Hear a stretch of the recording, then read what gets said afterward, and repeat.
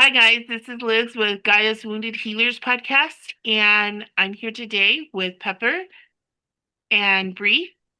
Do you guys Hi. want to introduce yourself? Hi everyone, I'm Bree. And I'm Pepper. I do Reiki and energy healing. And today we're going to discuss the natural highways that are in our body, and they're fluid highways, and they extend throughout our bodies. It's like a freeway, an interstate system. It's actually pretty cool. If you kind of think of it like this. I mean, it's not a way that I really looked at it before. However, we have different fluid systems that are supposed to be free flowing. The one system is called the meridians. And we discussed this last week, and where the meridians are pathways that run through our body that their purpose is to flow energies, which are the meridians are the pathways, the energy pathways. Then they flow through our entire body. When they get blocked, we end up getting sick. And so it's really important to um just be aware of them and pay attention to them and clear them. And that's what we're here for. And the one of the other systems is called the lymphatic system. The lymphatic system, it runs through our entire body, connecting our immune system response, our lymph nodes, our lymph vessels, to our collarbone. At our collarbone, the fluid comes up, then the good fluid goes into our circulatory system. And as we all are aware, the circulatory system runs through our entire body like a freeway system, right? And so they're like interstate systems, and they're all three fluid, and meaning free flowing. And if any one of these systems get blocked or um, cauterized by the medical system, or prevented to stop the flow, then it affects our health. And so what will happen is the blockages get thicker, and it starts with our energy. It starts with the meridians, and then that affects our lymphatic system, and then that affects our circulatory system. So our meridians, being our energy fields, right? What affects them are our emotions. And so that's the reason why we will notice stress, or fear or upset, um, causing fatigue in our bodies, because it's actually affecting the meridians. And then if they don't get cleared, then it starts affecting our immune system response. And it just kind of keeps progressing and progressing. It's like these big old vicious cycles in our body that creates the blockages in the meridians, then the lymphatic system, then the circulatory system. And from there, I mean, we're inflamed, we're in pain, our bodies are completely affected even before it gets to affecting our circulatory system.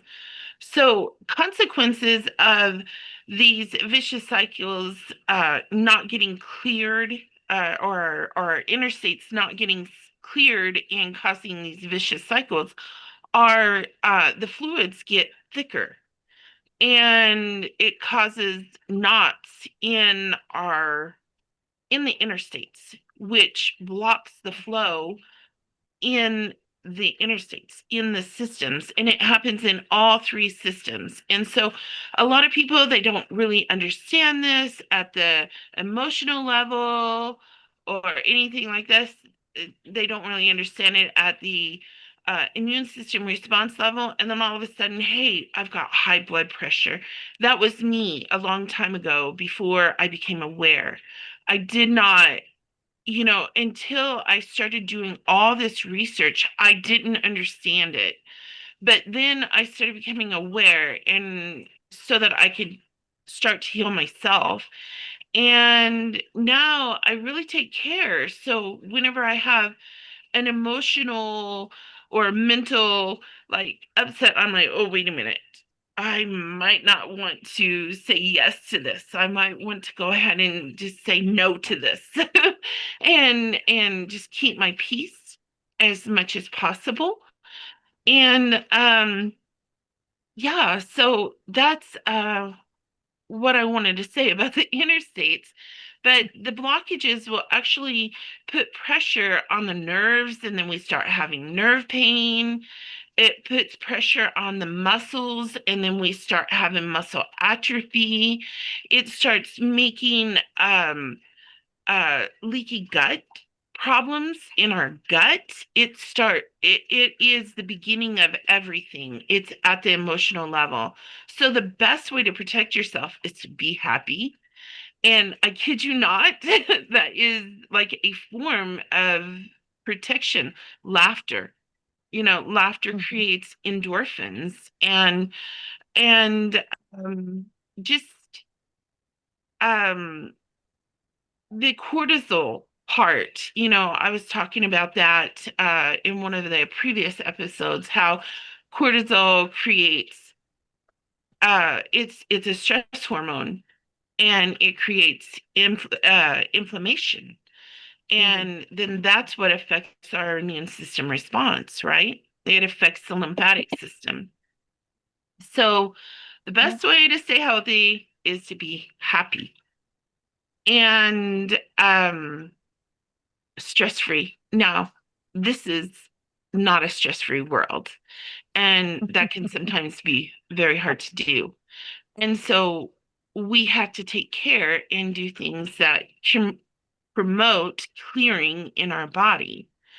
And the best way I have found to do that were all the herbs that I put into the transformation herbal salve and doing lymphatic massage. And the salve promotes the flow, but it's not going to make you be happy. Your best way to be happy is choosing what you tolerate and what you're willing to put up with, right? And anyways, consequences of the fluid getting thicker are lymphedema, and all illnesses basically. And I mention lymphedema because Pepper's going to mention, she's going to talk about what happens when the medical system comes in and cauterizes, like maybe the circulatory system or the lymphatic system. And go ahead, Pepper. I'll just a little from knowledge, and like I said, this is from our own experiences in life. It's not medical advice. We're not doctors, but we're sharing what we have been through and what has helped us. And yeah, once you start getting those blockages, um, like you said, the cauterized areas, it shuts a pathway down, and your body has to either deal with it or reroute. It's like a major accident on a highway. The highway gets shut down, and everybody behind there has to find another way. It's like if there's a blood clot or blockage in the blood vessels, you're going to get a clot. You have to find another way around it. And it's like the electrical systems in our body, the energy, the Reiki I do is all trying to get everything to flow in a safe, normal way to help everything work together. Because if one area, one organ is struggling, it's going to affect everything. It's going to affect your health in a lot of different ways.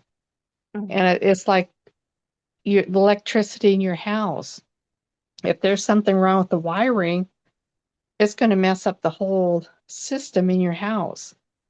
You have to think of your body as a whole system and that it runs efficiently. And yeah, being happy, and I know that's hard to do right now sometimes, but even if you go into the mirror, go and just smile, even if you don't have a mirror. Just smile, because that act of smiling actually increases endorphins. You don't have to, be super happy and elated and laughing, but just the act of smiling helps bring some release and happiness to your system. Every every organ is affected by different stress things. Your liver, your heart, every organ is affected by different emotions. And if you don't take care of those emotions and pay attention to them, they're going to manifest with something like, we all know the stress in the heart. You've got to, release that stress somehow and help your organs and help that flow of the energy, the lymph system, to clean out your body and keep you going. And it's just very important to, I hate to say stay positive, because that's really hard, but look at alternatives. You've had a bad day, do something that feels good for you, that would be beneficial for you. Whether it's going outside bare feet on the ground, if you like to go fishing, if you like to play music, if you have an instrument, um, find something that helps you to relax, and it helps your whole body, because our whole body works together, and you just have to have that total plan for your whole body, the emotional happiness, the gut health, eating right, exercising right. It all has to work. It all works together, and you just have to find what works for you. Yeah, I was gonna add in there that, probably one of the simplest things that you can do for yourself if you feel like you're having a bad day is just to get up and go for a walk. Like, just get your Mm-hmm. body moving, Yep. even if it's like a quick one, or you're just, up and down the stairs. Like, going for a walk gets your lymphatic system moving, but there's something that's like really refreshing and like energizing about just getting outside and being in the fresh air, putting your feet on the ground, doing things like sitting with your animal for a minute, like, or just Right. a quick phone call to someone that it's like a positive conversation, like those are all things that are going to get your mood up and, improve your happiness in the day. Mm-hmm. You know, I was reading a Native American healing book uh the other day, and I really promote heat in healing. It is a true fact. Heat, it helps heal. And in this Native American healing book, they really, really were talking about the miracles of healing with heat.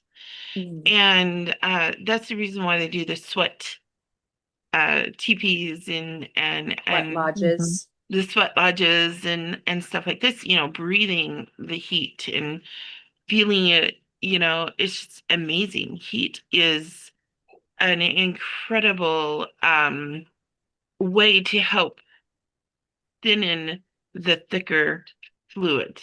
That's what Yeah. it does. It helps thin the thicker fluid. Now, it's not going to be able to do everything necessarily that it needs to do, but it definitely can assist.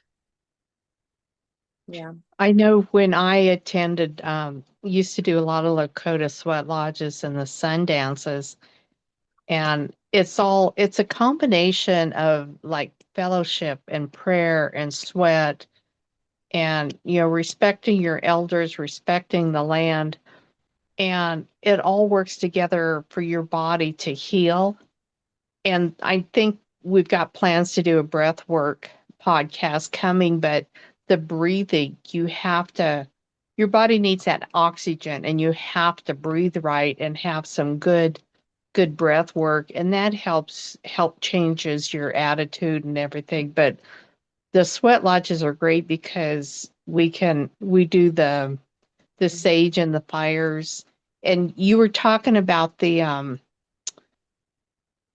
don't know, kind of like the aromatherapy. I was just reading an article where they have proven that people with Alzheimer's and memory problems and different emotional things, if they do these aromatherapies, the scents like rosemary, rose, the rose itself, there are so many benefits into the breathing of the natural plants. And like Bree said, just get outside and walk and learn to do some of these breath exercises and get that oxygen in your body. It really is beneficial. Yeah. You know, I would like to mention just one more thing. Our gut health is really, really, really important. And that's what Bree's going to be focusing on is gut health and immune um, uh, uh, issues. And um, we're so excited that she's here with us. And anyways, but our gut health is really important. Nobody really wants to go in there and say, hey, you know what? I have the power to help myself by not eating this, because in our society, we're like people pleasing, uh, you know, self-satisfaction through food, those are All things that very motivated by food and like the dopamine that comes with giving ourselves, what we want when we want that like instant gratification. And food is right. a very big reward for everyone. Yeah. Hmm. And so we are going to be talking about gut health and maybe next week. And we will see you soon. I think that's everything. Anybody got anything else to add? Mm-mm. I'll just see you next week. See you next week, guys. All right. And make sure to like, share, and subscribe. And